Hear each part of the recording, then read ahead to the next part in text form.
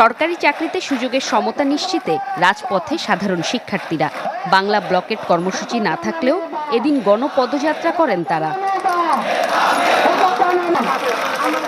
সকালেই ঢাকা বিশ্ববিদ্যালয়ের কেন্দ্রীয় লাইব্রেরির সামনে জড়ো হন শিক্ষার্থীরা। একে একে যোগ দেয় জগন্নাথ বিশ্ববিদ্যালয়, ঢাকা কলেজ সহ বিভিন্ন প্রতিষ্ঠানের শিক্ষার্থীরা।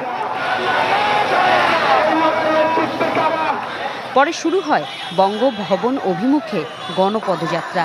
শাহবাগ ঘুরে প্রেস ক্লাব মোড়ে পুলিশি বাধার মুখে জনস্রোত হয় সচিবালয়মুখী। বাধা ডিঙিয়ে শিক্ষার্থীরা অবস্থান নেন 0 পয়েন্টে।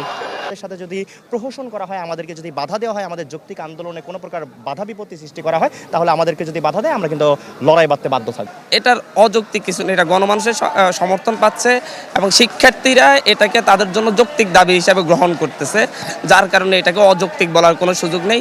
এটা যৌক্তিকতা অবশ্যই আছে। এখন আপনি যদি আমাকে যৌক্তিকতার প্রশ্ন করেন, সেই ক্ষেত্রে আপনি আমাকে প্রশ্ন করছেন নাকি সংবিধানটাকে প্রশ্ন করছেন? যদিও গণপদযাত্রা থেমে যায়নি এখানেই। ব্যারিকেড ভেঙে আন্দোলনকারীরা অবরোধ করে গুলিস্থানও। পরে শিক্ষার্থীদের 12 সদস্যের একটি প্রতিনিধি দল বঙ্গভবনে গিয়ে স্মারকলিপি দেন রাষ্ট্রপতির কাছে। যত বাধা আসছে, আন্দোলনের মাত্রা, তীব্রতা, ছাত্রদের অংশগ্রহণ অতীতের সব রেকর্ডকে ছাড়িয়ে যাচ্ছে। এই গণজোয়ার প্রমাণ করে ছাত্র সমাজকে কোনো মামলা দিয়ে তাদের যৌক্তিক দাবি থেকে দূরে সরতে পারবে না। এই আন্দোলনটা আরো সুসংগঠিত হচ্ছে। এই আন্দোলনটা কোনোভাবে বৃথা যেতে পারে না।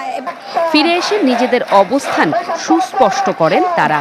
সামান্য রাষ্ট্রপতি রাষ্ট্রের সর্বোচ্চ আসনে থেকে সারা বাংলাদেশের ছাত্র সমাজের এই প্রাণের দাবিটি অতি সত্বর বাস্তবায়নের জন্য প্রয়োজনীয় সকল পদক্ষেপ গ্রহণ করবেন।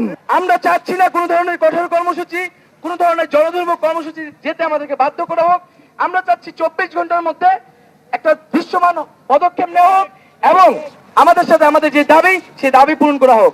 দাবি আদায়ে দৃশ্যমান পদক্ষেপ অনুযায়ী পরবর্তী কর্মসূচি ঘোষণার কথাও জানান কোটা সংস্কার আন্দোলনকারীরা।